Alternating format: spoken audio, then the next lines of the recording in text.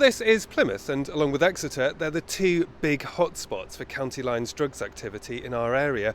Now, that's where criminal gangs exploit the vulnerable and sometimes children as young as 6 to sell drugs for them.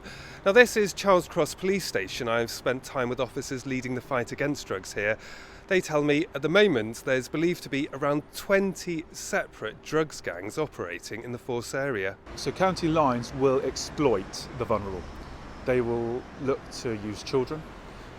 They will look to use adults who have a number of vulnerabilities.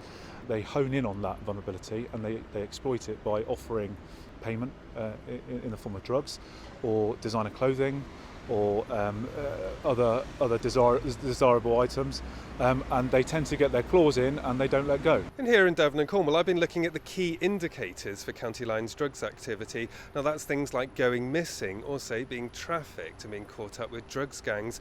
And unfortunately, in many areas, it keeps increasing. Usually the life that they experience is not a nice one. We see with adults or people that have their own properties, we see a term called cuckooing, where these county lines will take advantage of their circumstances. They will force their way into their house and they will do their business, their illegitimate business from their house. It may be that vulnerable person doesn't want them there, but they're too scared to speak up, and that's where we need the community to be aware of that and be aware of the vulnerable people in their neighbourhood and feel confident to call us and tell us, or if not us, Crime Stoppers. It tends to be teenagers who can be influenced through materialistic things, or those that may have a low-level drug issue.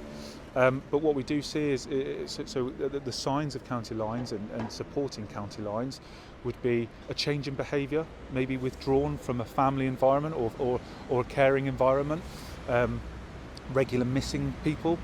Are we seeing an increase in the financial situation of that young person? There are a number of signs, one being a new friendship group.